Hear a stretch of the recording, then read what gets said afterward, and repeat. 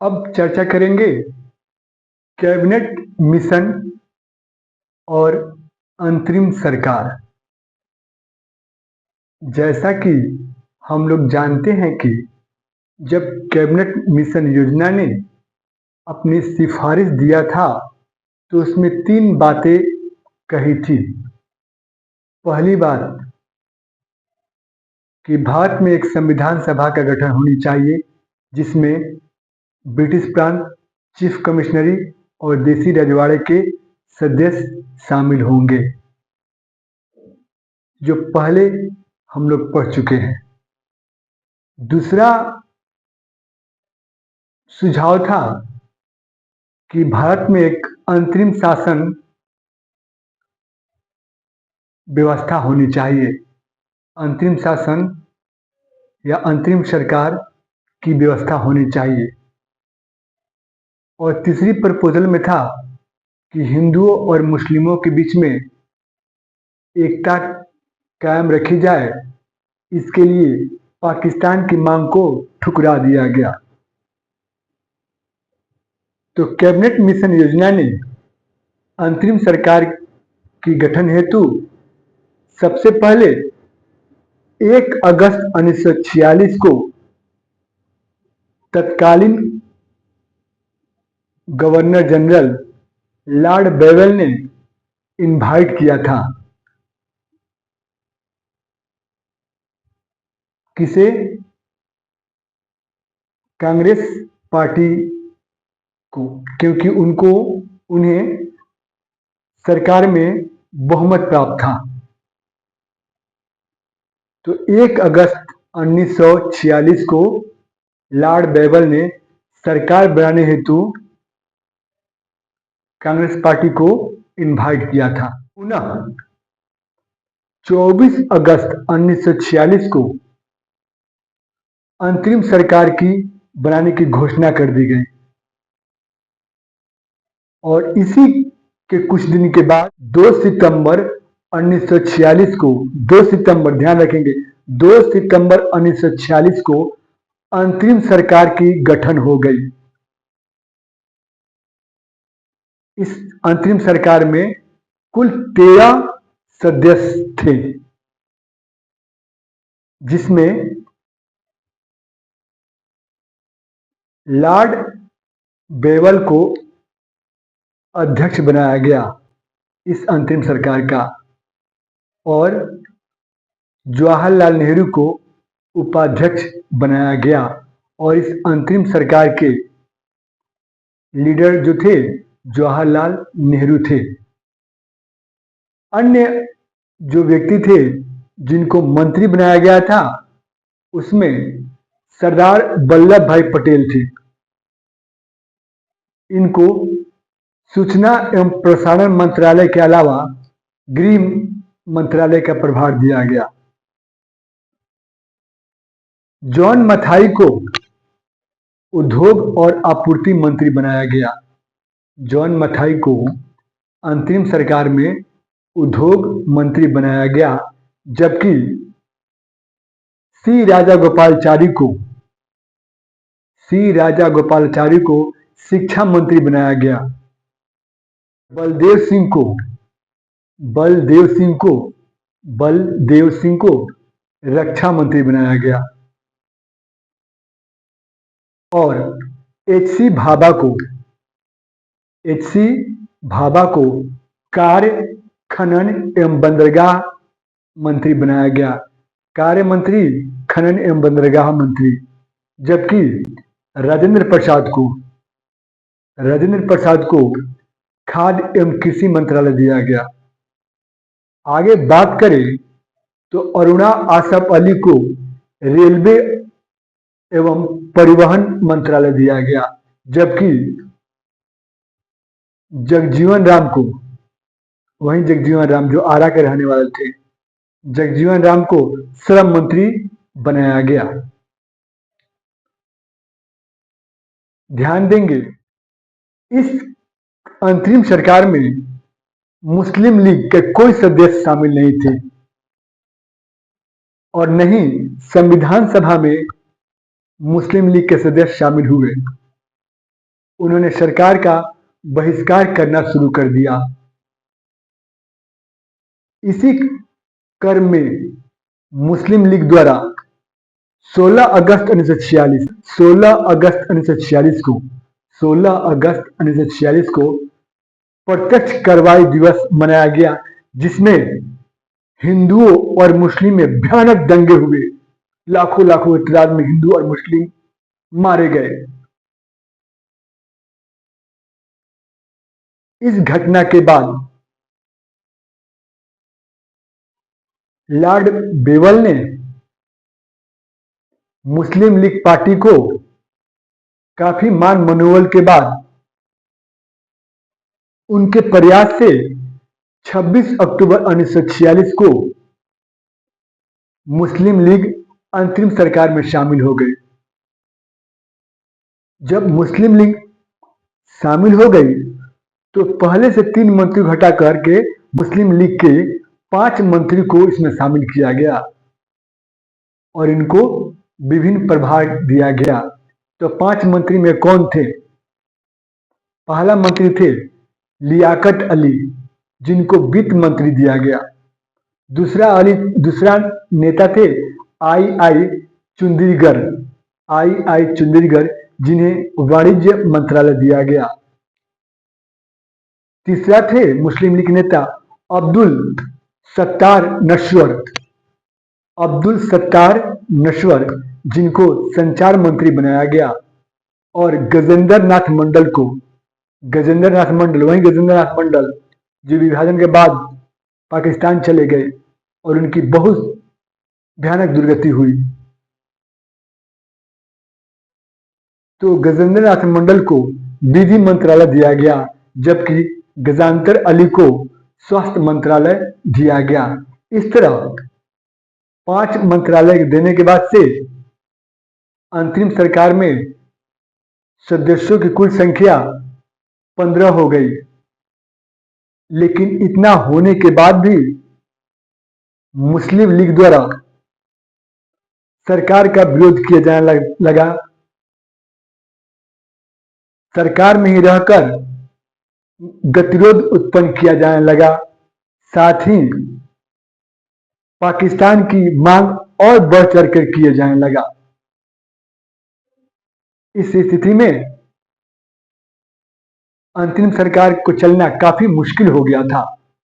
जब पानी सर से ऊपर जाने लगा तो 9 दिसंबर 1946 को हद हो गई। अब बात काफी बिगड़ गई थी। बात इतना बिगड़ गई थी कि इसकी गूंज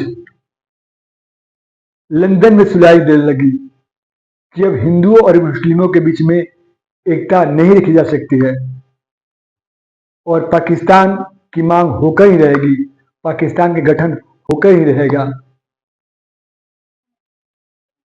इसी परिप्रेक्ष्य में इंग्लैंड के प्रधानमंत्री क्लेमेंट एटली ने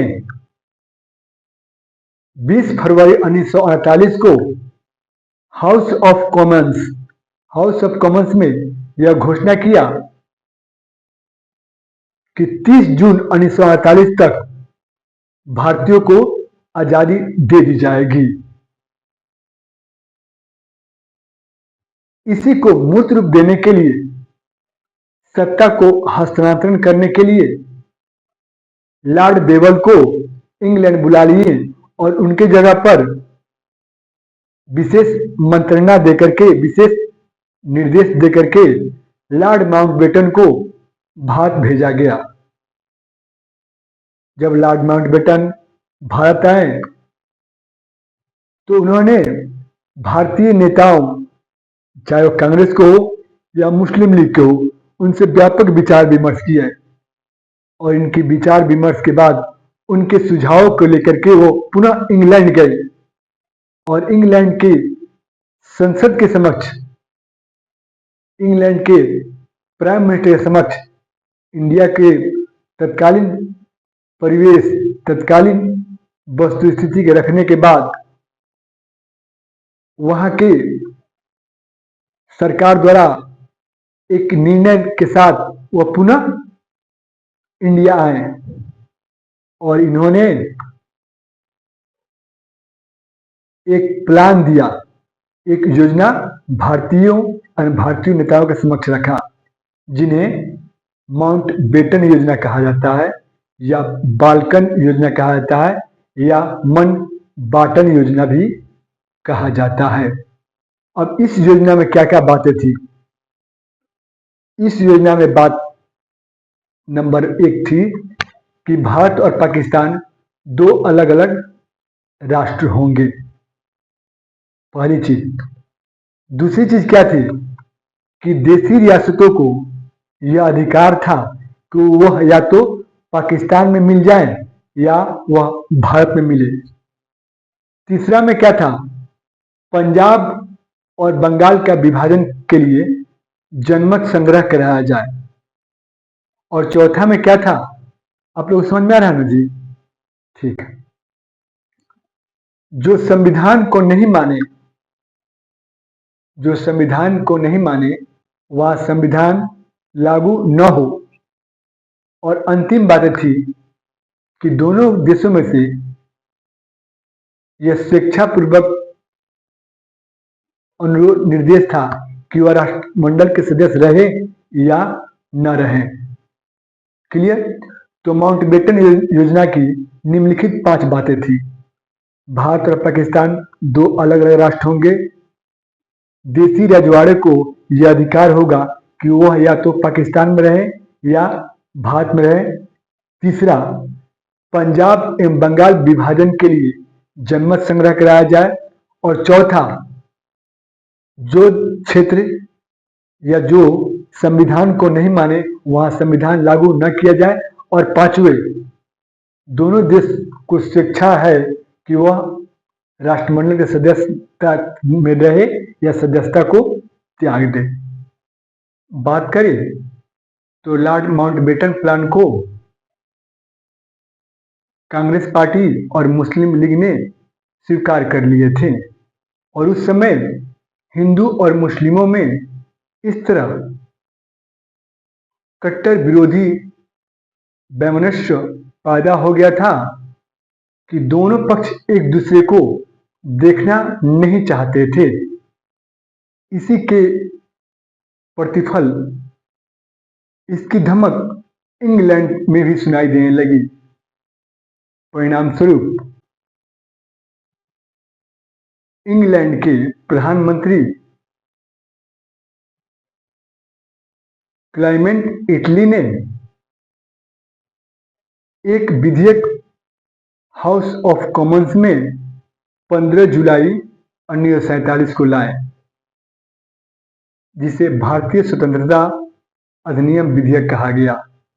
यह अगले दिन 16 जुलाई को हाउस ऑफ लॉर्ड्स में पारित कर दिया गया। ध्यान देंगे, जिस तरह भारत में लोकसभा और राज्यसभा होती है, यानी लोकसभा से विधेयक पारित करने के बाद से राज्यसभा में जाती है और राज्यसभा में जाने के बाद राष्ट्रपति दस्तखत करते हैं, ठीक वैसे ही हाउस ऑफ कॉमन्स होता है और हाउस ऑफ लॉर्ड्स होता है। तो हाउस ऑफ कॉमन्स में 15 जुलाई 1947 को भारतीय स्वतंत्रता के विधेयक इंग्लैंड के प्रधानमंत्री क्लेमेंट इटली द्वारा लाई गई और वह अगले दिन 16 जुलाई 1947 को उस विधेयक को हाउस ऑफ कॉमन्स से पारित करके इंग्लैंड के राजा के पास भेज दिया गया। और 2 दिन बाद यानी 18 जुलाई को उस पर शाही सिग्नेचर होने के बाद से 18 जुलाई 1947 को भारतीय स्वतंत्रता अधिनियम 1947 का अस्तित्व आ गया। अब भारतीय स्वतंत्रता अधिनियम 1947 तो बन गया। अब इसके क्या क्या प्रावधान थे, इसमें क्या क्या नियम था जिसको पालन करना था। तो इसमें कहा गया था 15 अगस्त 1947 को भारत और पाकिस्तान दो डोमिनियन राज्य की स्थापना होगी। ध्यान देंगे, 15 अगस्त 1947 को भारत और पाकिस्तान दो डोमिनियन राज्य की स्थापना होगी। डोमिनियन का मतलब क्या होता है? डोमिनियन का अर्थ होता है ब्रिटिश राष्ट्रकुल के औपनिवेशिक राज्य, यानी जो ब्रिटिश इंग्लैंड के जहां जहां शासन रहती थी वे राष्ट्रकुल के देश होते थे, और जो जिस पर इंग्लैंड का शासन था उसे उपनिवेशिक राज्य कहा गया था। चूंकि भारत अब तो स्वतंत्र हो गया था, इसलिए इसको डोमिनियन राज्य कहा गया, यानी ब्रिटिश राष्ट्रकुल के उपनिवेशिक राज्य थे। दूसरी में कहा गया कि पाकिस्तान के गवर्नर मोहम्मद अली जिन्ना होंगे और प्राइम मिनिस्टर लियाकत अली खान होंगे, जबकि भारत के प्राइम मिनिस्टर जवाहरलाल नेहरू होंगे और गवर्नर लॉर्ड माउंटबेटन होंगे दूसरी प्रस्ताव में। तीसरी प्रस्ताव में था देसी रियासतों को यह शिक्षा थी कि वे या तो भारत में रहें या पाकिस्तान में शामिल हो जाए या स्वतंत्र रहे। तीसरी महत्वपूर्ण बिंदु था कि जो भारत मंत्री का पद होता था, इंग्लैंड में एक भारत मंत्री का पद होता था, उस पद को यहां से समाप्त कर दिया गया। अगली इसमें इंपॉर्टेंट बातें थी कि इंडिया और पाकिस्तान की सीमा जो थी, पंजाब और बंगाल सीमा के निर्धारण हेतु सीमा आयोग का गठन किया गया। पंजाब के लिए अलग सीमा आयोग के गठन और बंगाल के लिए अलग सीमा आयोग के गठन, और इसकी अध्यक्षता रेड क्लिफ की अध्यक्षता में सीमा निर्धारण करने की बात कही गई थी। और अगला इंपॉर्टेंट बात यह था कि दोनों डोमिनियन राज्य जो है या तो राष्ट्रकुल में रह सकते हैं या राष्ट्रकुल में नहीं रह सकते थे। इस तरह देखते हैं कि भारतीय स्वतंत्रता अधिनियम से भारत और पाकिस्तान दो राष्ट्र का निर्माण हुआ।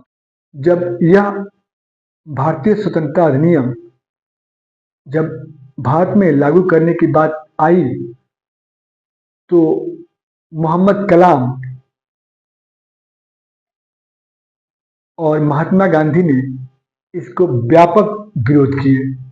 गांधी ने तो यहां भी कहा कि अगर भारत और पाकिस्तान का विभाजन होगा तो मेरी लाश के दो टुकड़े पर ही होगा, लेकिन समय की मांग कुछ अलग थी।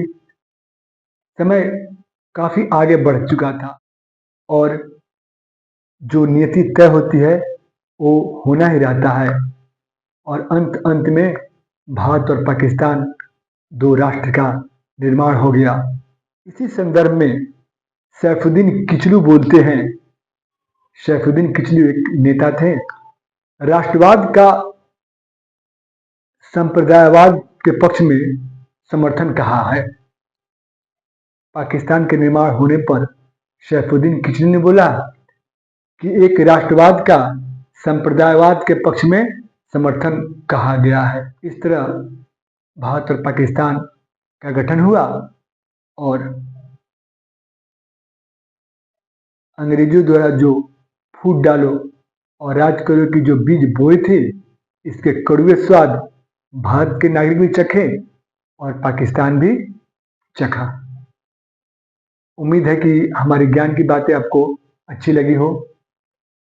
जय हिंद, जय भारत।